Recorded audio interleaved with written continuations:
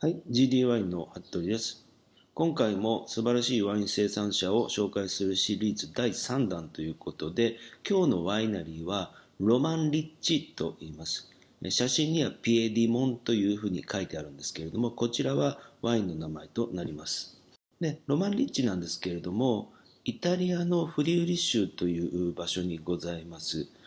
で、作っているワインがですね、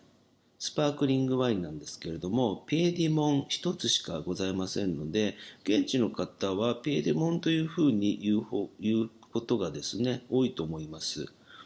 で、ピエディモンなんですけれども、他の名前となっておりまして、ここで多くの犠牲者があったためにですね、それを追悼するという意味で、ぜひワインで元気になってほしいということで、ピエディモンというふうに名付けています。で、面白いのがですね、ヴィンテージのみの生産で、生産量はたったの1万本となっています。本日ご紹介するワインなんですけれども、先ほど言いましたように1種類しかございませんので、ピエデモンになります。で、ピエデモンの2016年のヴィンテージです。で、ピエデモンなんですけれども、スパークリングワインを、いわゆるシャンパン製法ですね。シャンパン製法で、瓶内二次発酵をして作っています。品種はですね、シャルドネが60%、ピノノワールが20%、リボルラジャッラが20%ということで、ここが少しシャンパンと違うところですね。シャンパンは基本的にはシャルドネやピノノワール、ピノムニエ、この3種類ですけれども、ピノムニエではなくて、リボルラジャッラを使ってます。これからワインをテイスティングしたいと思います。はい、GDY の服部です。よろしくお願いします。本日はイタリアのフリウリ州にございますワイナリーを紹介させていただきます。ワイナリー名はロマンリッチというワイナリーですけれども、ロマンリッチに関しましてはこのピエディモンというスパークリングワインしか作っておりませんので、ピエディモンということで皆さん呼んでいます。で、ピエディモンなんですけれども、ワインのブドウの種類が3種類使っております。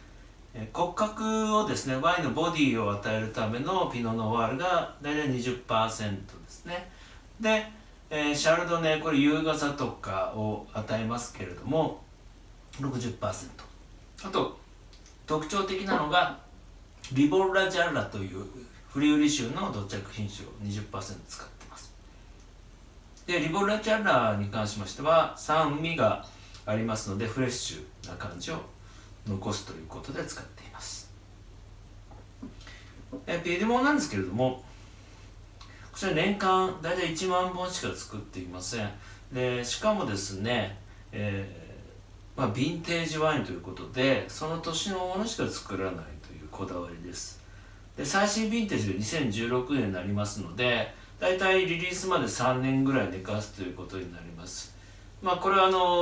イタリアで言えばフランチャコルタとか、あと有名なところで言うと当然シャンパーニュ地方と同じような年月の熟成させてから世の中に出すというようなワインでございます。それではテイスティングしたいと思います。香りはもうほんとショートケーキのような香りがします。これはいちごとかですね、それから生クリームのような感覚ですね。それとジャスミン茶のような少しほろ苦い香りと柑橘系も感じます。こちらレモンとかグレープフルーツ系の黄色い柑橘系ですね、こちらが、感じます。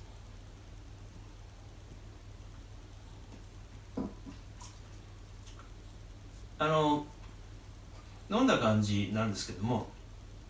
やはり泡が非常にきめ細かくって飲みやすいです。で、口の中が、非常に丸い感じになりまして、まるでフレッシュチーズを噛んでるような、しかも最後に少しほろ苦さというのが残ります。余韻にグレープフルーツの皮みたいなんですね。なので一見ですね、匂いとか少し甘い感じなんですけれども、非常にフレッシュで、そして、これどの料理でも合うようなワインですね。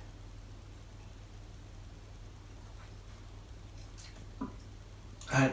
先ほど言いましたようにあまり生産量が多くないです。1万本しかありませんので年間、